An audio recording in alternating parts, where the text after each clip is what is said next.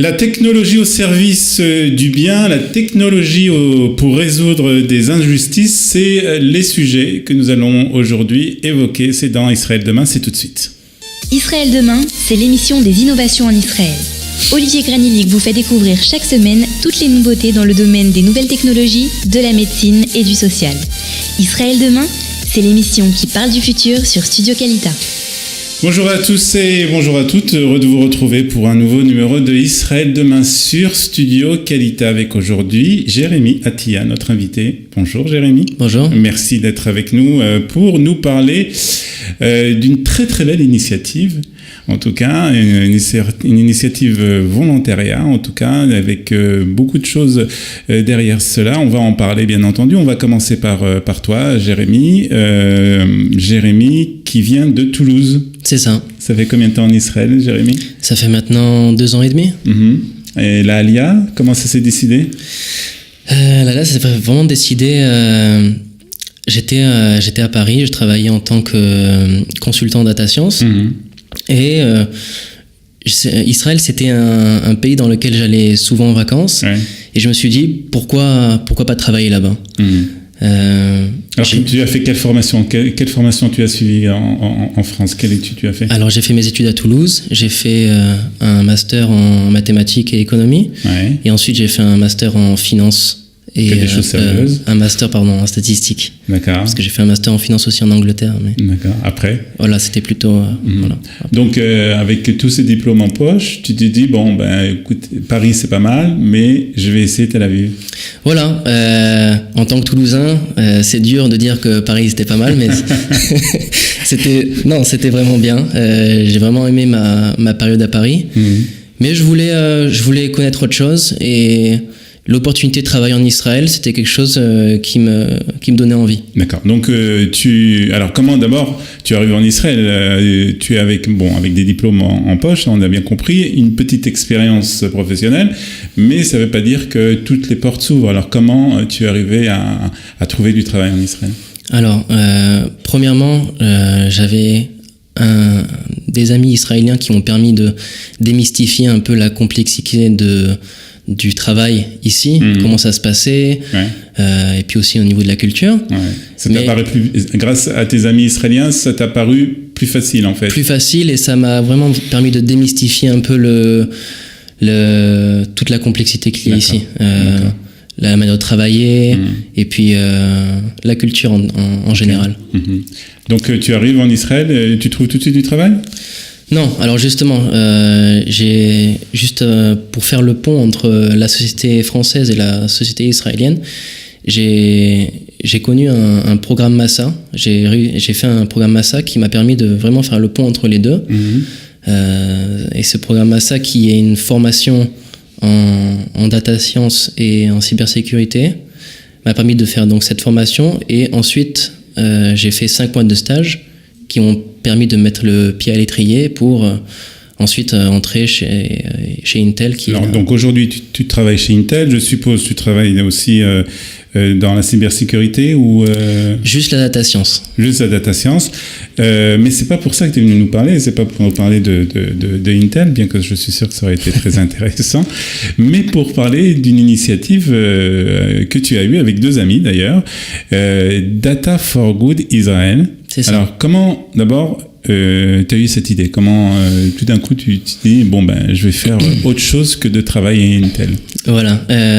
Alors, je voulais donner un peu de mon temps libre pour pouvoir être utile à la société. Faire du volontariat. Voilà, faire du volontariat. Et pour ça, donc, il y a eu plusieurs possibilités. Au début, je me suis dit, j'avais eu la connaissance d'une organisation qui permettait d'arriver sur les lieux d'un accident de manière très rapide et efficace. L'association de secouristes. Voilà, secouristes. Mais j'ai été en fait bloqué à la fin puisque il fallait connaître l'hébreu et je connaissais pas l'hébreu assez bien. Je connais pas assez hébreu.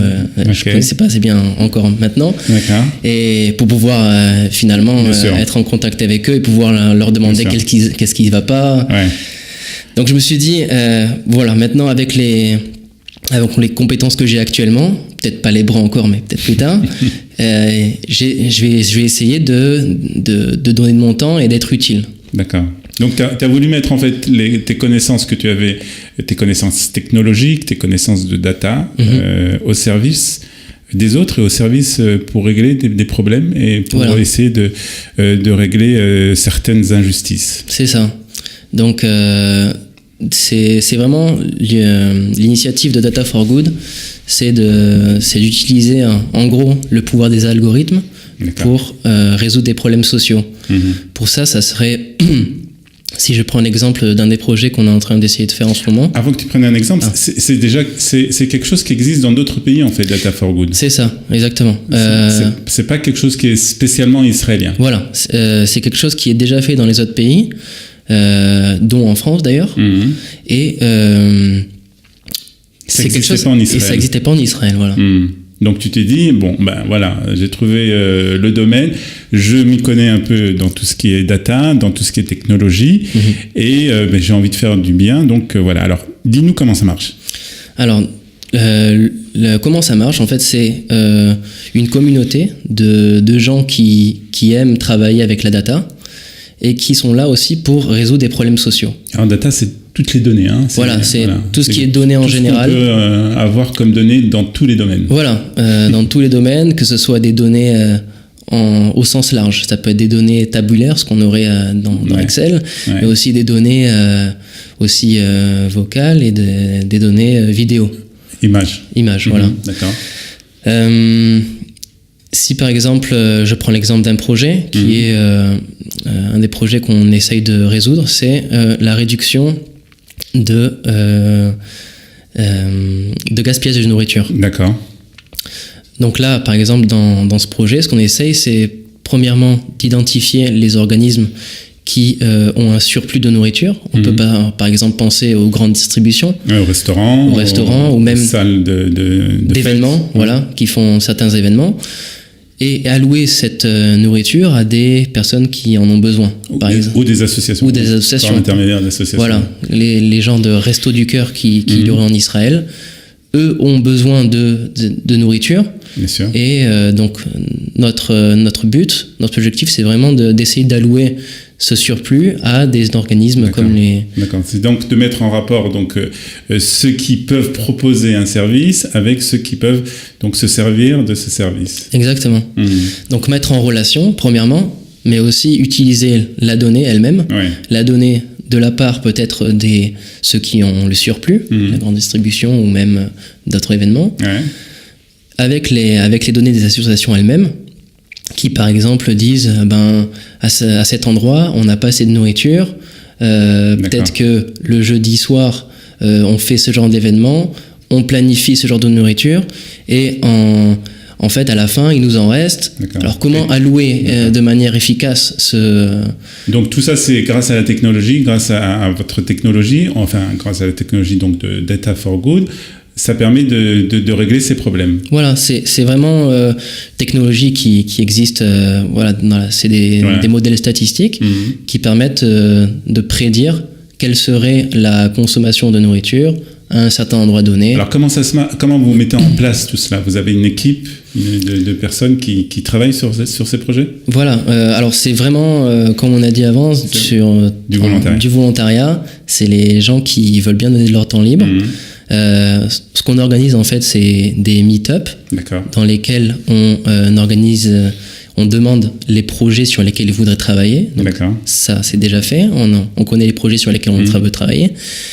Et maintenant, ce qu'on fait, c'est vraiment résoudre dans chaque projet la problématique associée. D'accord, donc il y a une équipe pour chaque projet en fait. Exactement. Qui travaille sur des projets bien spécifiques et donc ils avancent au fur et à mesure et bien entendu vous êtes là pour avec ceux qui ont confondé cette association, en fait c'est pas une association mais c'est cette initiative. C'est une initiative, voilà. Vous êtes là pour les aider. Vous avez d'autres projets déjà que vous voulez résoudre, enfin d'autres projets que vous voulez faire avancer?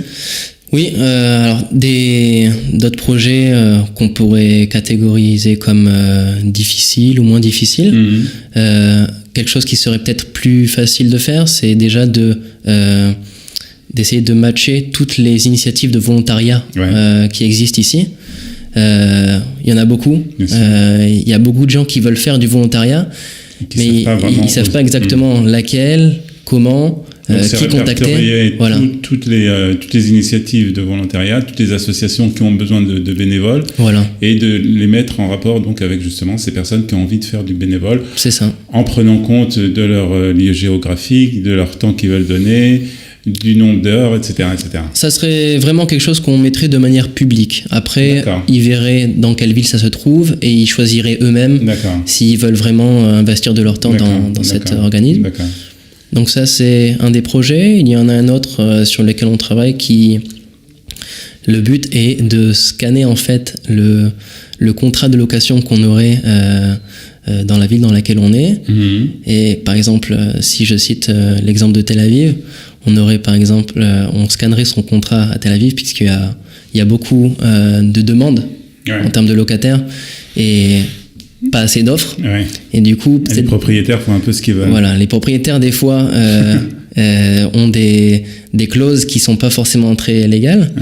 Et ce qu'on essaye, du coup, avec le pouvoir de la science de la donnée, et c'est vraiment de détecter à quel moment, à quel endroit du contrat ça va pas. Voilà. Donc ça aussi c'est un projet. Vous travaillez, donc tu travailles, on va dire, avec deux autres personnes, lesquelles tu as créé en fait cette Data for Good. C'est ça. On peut les citer. Oui, bien sûr. Première personne que j'ai rencontrée au programme ASA, il s'appelle Samuel Gefrokin, qui est aussi data scientist, qui travaille aussi à Tel Aviv. Et aussi Amir Nathan, qui est aussi israélien, qui est à la tête d'une association qui s'appelle la Shoka, et qui permet d'évangéliser aussi les initiatives comme celle-ci. Tu penses que le fait que tu viennes de Paris, tu viennes de Toulouse plus exactement, que tu viennes de France d'une manière plus générale, ça a eu une certaine influence sur le fait que tu as voulu créer cette data?